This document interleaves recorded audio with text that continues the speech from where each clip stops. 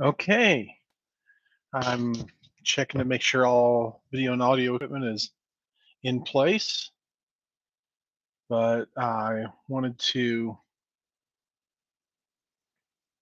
just do a short video today talking about picking your friends with whom to game and picking the game to play.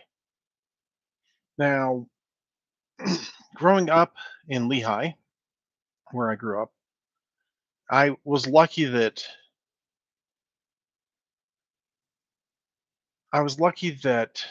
I found the friends that I did because it was those friends who helped me to get into letting off a little bit of steam. And not only that, but it gave me the psychological strength to be able to endure the rest of my childhood. That when I was a teenager, especially, I didn't commit suicide. There were some points where I contemplated, and I'm grateful that I had that blessing of those friends. And they've gone their ways to the wind now, and I wish them well. But yeah, it is what it is. So I am talking today, like I said, about choosing your friends, and what I mean by choosing your friends to game with, because there's you know there's several different kinds of friends. We have acquaintance friends, we have good friends, and then we have our tight bosom friends, and you can find all of them in gaming. The nice thing is that of the acquaintance friends and sometimes even the bosom friends, you get a good you get a good opportunity to discover what kind of friends you like through gaming. I have gamed with people from all sorts of different walks of life, with different belief systems in mind, with different lifestyle choices or anything like that in mind. It's really kind of an awesome opportunity to game and tell that story together. I mean, one of my dearest friends, she she was given the opportunity to come see me off when I left on my mission. And even though she had nothing that she was interested in about my church or anything like that, she still came and saw me. And she became a dear friend, and I loved her to death because of our shared experiences gaming together. It's kind of like, in a small way, what soldiers go through when they're in the foxhole during a battle together. Quite often, soldiers will become best friends because of having been in that close interaction with each other and been in a point where they relied on each other. That's what gaming kind of gives you, is a small little bit of that kind of an experience, of that shared stress together that you overcame together. So you want to pick friends that will help you, as I try to teach my game master trainees, to preserve the fun of the table. And that's what we're after. Is we're after taking a break from our lives and having a little bit of fun.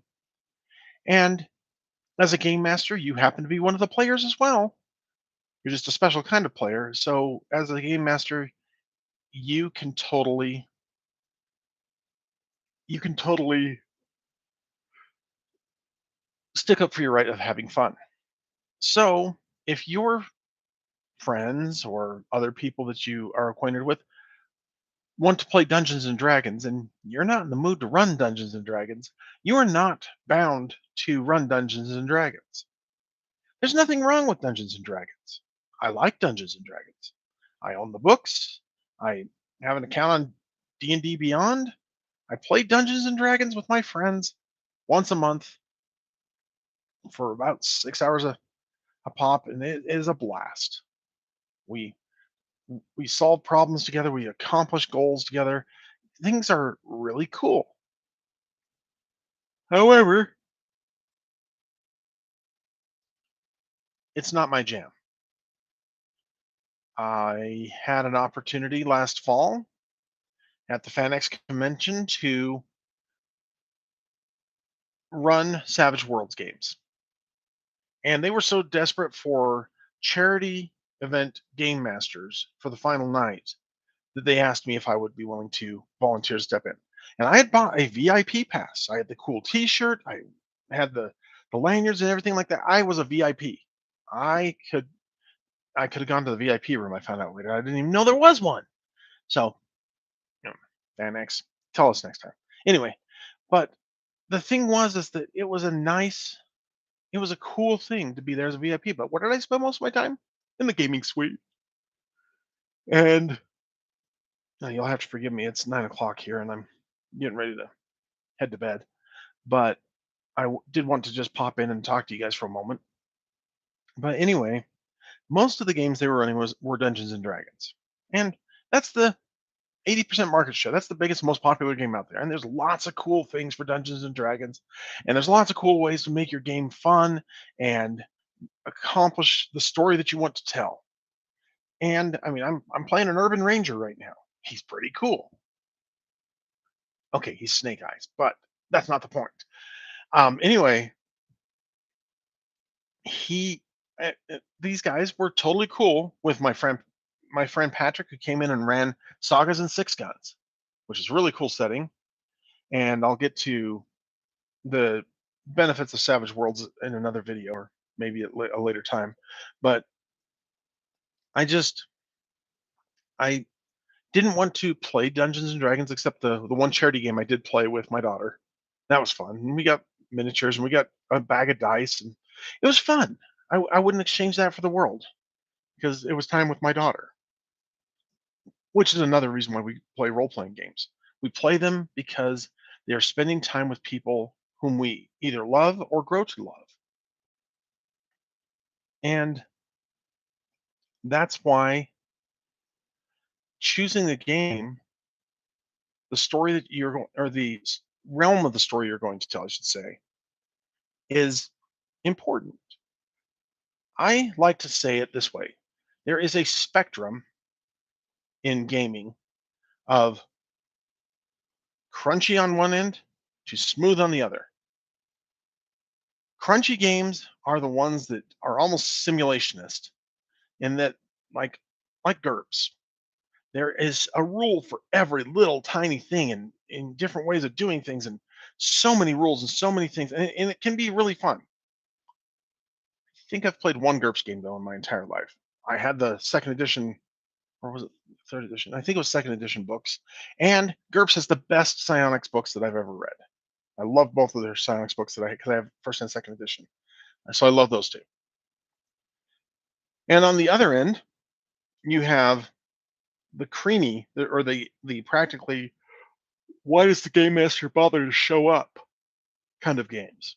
So you have Powered by the Apocalypse games, and I guess Fiasco. I haven't played Fiasco, but I have played Powered by the Apocalypse stuff, um and I have played another one that was kind of interesting, was Swords Without Masters. That was an interesting one. I bought it, and I really like the role play and storytelling aspect of it.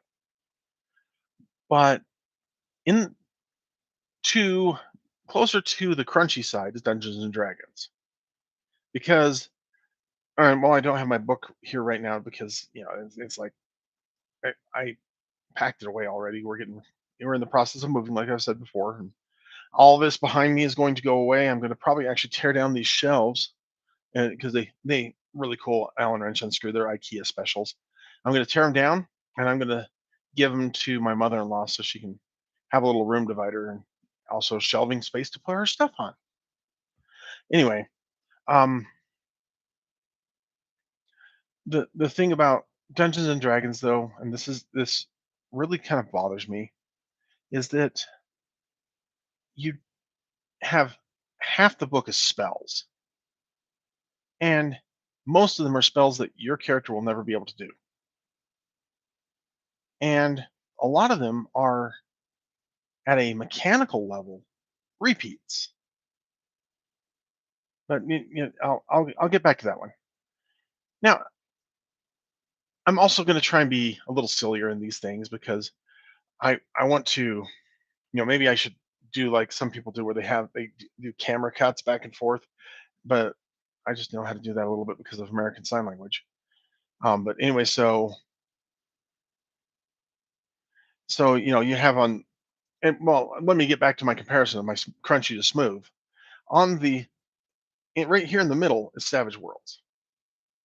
Smoother are things like Fate, which I've played both, and I do like Fate. Fate is fun, but I really, really like what you can do with Savage Worlds the best. And while D&D and Pathfinder down towards this crunchy and hold the market, GURPS is right up there. They do a lot of good content, and GURPS has got a lot of great stuff. And I haven't touched the Cipher system yet. I almost played the Index Card RPG stuff. I've actually still got up there are my two boxes of Index Card RPG cards for doing storytelling stuff, but I still haven't got to that yet. I mean, as far as the simplest of the simple, but still has a rule. Um, Actually, I have that copy sitting here. Is my friend Tracy Hickman's XDM, and he did that with his son. And my buddy Howard Taylor did the artwork for it. He's really awesome. And Sandra is his wife. She's the editor on this, and she's absolutely amazing. And I have both editions of XDM. But the thing is that I like Savage Worlds the best. And here's my uber nice, fancy, super duper version of it. I'm gonna get that out of the glare of the ring light. This is, in my opinion, the best role playing game out there. And this is the 2019 rule set. So that's the Suede or Savage Worlds Adventure Edition rules. And this one's the expensive version because it's $100 because you get also signed by Shane Hensley, who created the system, and Jody and Clint Black, who are like they're the second and third part of of Pinnacle. And then I wish Simon could have signed this one. I gotta get Simon to sign it sometime because Simon's really cool too. And I mean, but otherwise, everything else inside here is the regular stuff. And this is great. The artwork's great, glossy pages. The physical book is great. However, my point about Savage Worlds is that it allows me to choose more stories than just what Dungeons and Dragons allows me to do. And so it gives me an opportunity to play what I feel like playing and not just be locked into Dungeons and Dragons and the feel of Dungeons and Dragons. I like the fact that, and I purposely did this when I ran the little fantasy one shot of Tomb of Horrors, or not Tomb of Horrors, Tomb of Terrors. Tomb of Horrors is the one that it's nodding to, but Tomb of Terrors, I did I purposely put in a halfling artificer, or not artificer, but tinkerer, mad scientist kind of guy, who, yeah, he kind of made a goo gun. I gave him a gun because why can't weird science have a gun? Why can't a gnome tinkerer or artificer have a gun? So I gave my halfling tinkerer a gun. Anyway, that's kind of the story selection, the overall selection of like pick pick the game that you and your friends want to play together that most of you can come to the consensus on. That's the big, I guess, the big takeaway from this. And picking those friends, that actually is surprisingly easy. You talk to people. You say, "Hey, I'm getting a group of people together, and we're going to." It's it's what, like John Wick, the role playing game writer, not the movie character, but the role playing game writer, John Wick. He basically compared it to being what he called the fifth wall, because in theater and even here, I have three walls: one behind me, two on the sides, and the fourth wall is the wall through which I'm speaking to you. Well, the fifth wall is being not only the person speaking, but the person watching. So it's kind of that fifth level of entertainment. It's getting to be both the audience and the performer of the movie. And that's the way you pitch it. You say, "Hey, we're gonna do," and I'll mention something like Dark Days of Neverland, the story that I'm working on.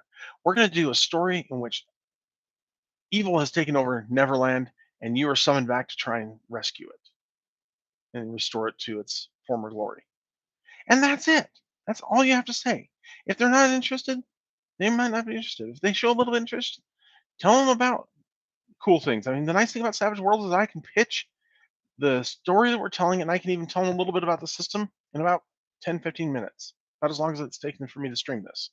So, that's just the way things are. It's just the easy thing. So, anyway, that's all I really wanted to stream tonight. I wanted to make sure that I didn't miss getting a video out there. And to you, my friends who are learning how to game master, own your story. Remember, you are the person in charge of it, and game for good. Because that's what we do here at Ace Role Playing Games. Ace Role Playing Games is about gaming for good. Have a good night.